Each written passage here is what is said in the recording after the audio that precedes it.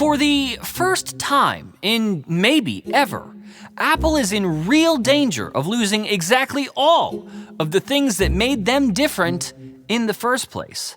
When the EU mandated that Apple put USB Type-C on the iPhone and Apple listened, I immediately voiced my concerns, saying that yes, while USB-C on iPhone is objectively a good thing, it was also a very clever Trojan horse from the EU. Trying to say the fact that Apple caved even just that once creates a very slippery slope. Ladies and gentlemen, welcome to that slippery slope. Over the last 2 decades, Apple has become one of the most valuable public companies in the world. We allege that Apple has employed a strategy that relies on exclusionary, anti-competitive conduct that hurts both consumers and developers. We allege that Apple has consolidated its monopoly power, not by making its own products better, but by making other products worse.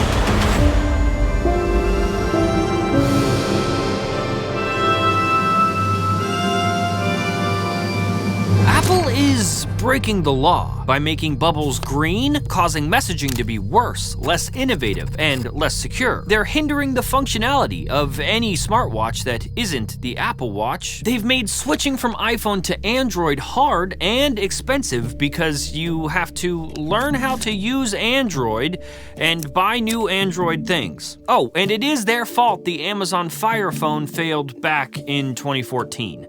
They killed Windows Phone, too. These are all part of an 88-page lawsuit set forth by the United States Department of Justice filed against Apple Inc., an American company on American soil. Apple has been growing a bigger and bigger target on its back for years now, suffering from their own success. The company's strategies performing too well for competitors on the receiving end.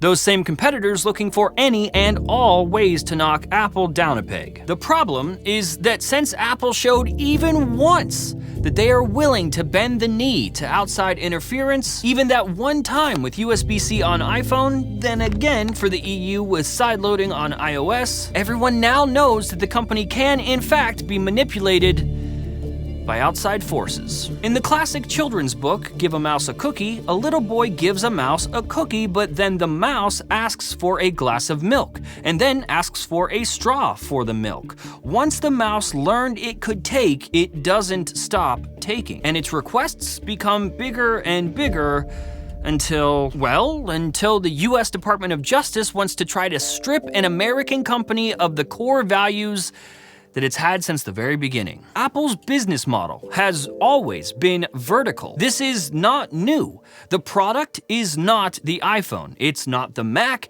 It's not the iPad or Apple Watch. No, the product is that all of those products work together. While companies like Microsoft and Google have opted for a more horizontal business model, get their software on as much hardware as possible to collect as much data as possible to sell as many ads as possible, they've opted to make their products more open and malleable. Apple, though, opted to place more restrictions, guardrails, if you will, on the experience. And that is the experience. The fact that Apple products and the iPhone with iOS especially is tailored and controlled is the reason most people choose iPhone. Make no mistake, the fact that options in the market exist, options like Android and every manufacturer making Android devices, this is only a good thing. I love that you get to choose. Competition is good, choice is good, and every consumer wins because of it. I love that if you want something more tailored, you can have it. I love that if you want something more open, you can have it. We shouldn't be trying to make iOS more like Android or Android more like iOS. The fact that they are different, the fact that there is a choice is good. That needs to be there. But right now, more people are choosing iPhone. Global data tells us that last year, 7 out of the top 10 selling phones were iPhones. The iPhone has a 60% market share and a staggering 88%, nearly 90% among teens here in the US. The Department of Justice is claiming that this is directly because Apple has been breaking antitrust laws to do so. Not because there are choices, and out of those choices, most people are picking Apple right now, but instead because Apple is breaking the law. The Department of Justice isn't alone. They were most certainly pressured to do this, pressured by other businesses and or other people, important people that fund those businesses that instead of just making better products that more people want, would rather hinder Apple's growth so that they can make up more ground. Carl Pei, CEO of Nothing, posted on X that this is historical, thanking Spotify's CEO for pushing for this lawsuit, saying that Apple having 60% plus total market share and 90% for teens is what stopped his company from really trying here in the United States. I cannot wrap my brain around the absolute lunacy of that statement. That instead of just making better products that more people might want to buy, this grown man, a CEO, is blaming Apple's success for his company's shortcomings. Well, Carl, when Apple entered the market with the first iPhone, Nokia still had a whopping 40% market share. Imagine Steve Jobs has a really good idea for a smartphone, but doesn't release it because Nokia is too successful. Imagine if every incel in America lobbied for the government to just kill all the husbands so that they could have a crack at better wife market share. Same energy, Carl. Smartphones are no longer new. This isn't Microsoft in the 90s. This isn't uncharted territory that suddenly needs regulation. These choices have been around for nearly 20 years now. The iPhone, at its core, still carries the vertical integration that made it successful in the first place. The fact that iPhone was simpler, more locked down, and more tailored was the appeal of the iPhone. I'd argue that these market share numbers are not the result of some sort of evil master plan set forth by Tim Cook and the gang, but instead are an accurate reflection of how consumers actually feel right now. We've had enough years, we've had enough choices. People have been able to make up their own minds. And it doesn't matter how many lights you put on the back of your phone or how many times it folds. The choice is still the same. iOS or Android. It's not about the hardware. Software is king. These things, nothing but vehicles for a software experience. We're going to pick apart each of these claims in this lawsuit, but first, you know what area really lacks innovation here in America? Mobile networks. That's why we partnered with today's sponsor, Helium Mobile, a company finally trying something innovative in a space that hasn't had to innovate in years. Helium's approach is fascinating. It combines dynamic coverage from the nation's largest 5G network with coverage from Helium's very own community of users. With a focus on absolute privacy, Helium does something that has never been done before, delivers coverage by the people for the people. This plus unlimited talk, text, and data for just $20 a month. I made the switch in just minutes. It was seamless and easy, and it kind of feels like cheating. I'm proud to be a part of Helium's vision, I'm proud to have them as a sponsor, and I'm proud to offer you your first month free by going to hellohelium.com/frontpagetech or by clicking the link in the description below. On paper, I understand what the DOJ is trying to claim here. Yes, the Apple Watch only works with the iPhone. That's not a dirty trick Apple pulled off. In fact, internally, Apple worked on Project Fennel, their attempt to make the Apple Watch compatible with Android devices early on, but decided the only way to have control over the user's experience, the only way to take full responsibility for that experience, is to be fully responsible for that experience.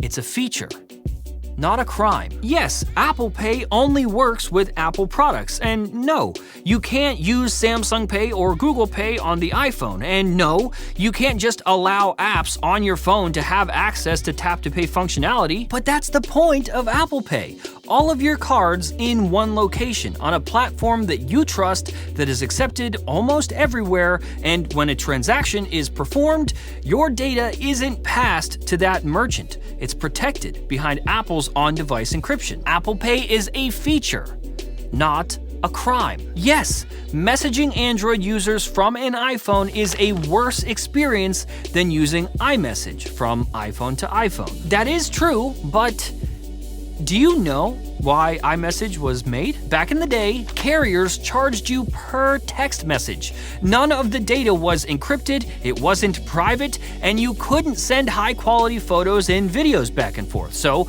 Apple wanted a simple way for iPhone users to circumvent that while increasing the value of the iPhone itself. Now it's no different. iMessage still works like iMessage, and the fact that sending an SMS through your carrier is a worse experience is not Apple making SMS worse. That's just how bad SMS is. iMessage is a feature, not a crime. And this point is outdated and nearly invalidated right away because Apple has already announced that they will be adopting RCS this year, immediately voiding the complaints of worse quality photos and videos, lack of privacy, and more. You know what else is invalidated? The DOJ's claim of Apple suppressing mobile cloud gaming streaming services. Valid complaint, but again, Apple has already said that this is coming to iPhone. The claim of Apple blocking innovative super apps is interesting to me. If you aren't familiar, super apps are popular in other markets like China. WeChat is a good example. WeChat is an app that does everything. One app that does calls, messaging, photo and video sharing, social networking, payments, basically every app in one app. Yeah, that's an interesting claim because, question, is it fine for a single app to monopolize a user's data and experience, but the company that makes the phone can't? At one point, they even blame Apple for the reason that smartphones as a whole are more expensive. And yes, it's true. In 2018, Apple launched the iPhone X with a starting price of $1,000. That's very expensive. But you would think the other smartphone manufacturers would see that as an opportunity to keep their prices the same, maybe even lower them. But they didn't do that, did they? The majority of them followed Apple's lead and realized they could charge more for their phones too. But it's not because Apple is evil.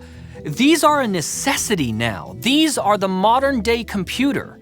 You might not have a family PC in your house, but everyone sure has one of these. Everything that anyone could ever possibly want to do can be done from this single device, and it turns out consumers are willing to pay for that. In other markets that don't have the same luxuries or don't have the same privilege, yes, you will find other phones at lower prices performing better. But here in the US, where seemingly everyone is willing to pay upwards of $1,000 for their phone, and here in the US, where you can freely spend that $1,000 on an iPhone Pro or a Samsung Galaxy Ultra, most of them are in fact spending it on an iPhone. The same people that filed this 88-page lawsuit made it a point in said lawsuit to mention that iPhone is bad because if you want to switch from iPhone to Android, you'll have to learn how to use Android. Now, does that sound like a group of people that has a proper grasp on how this technology works?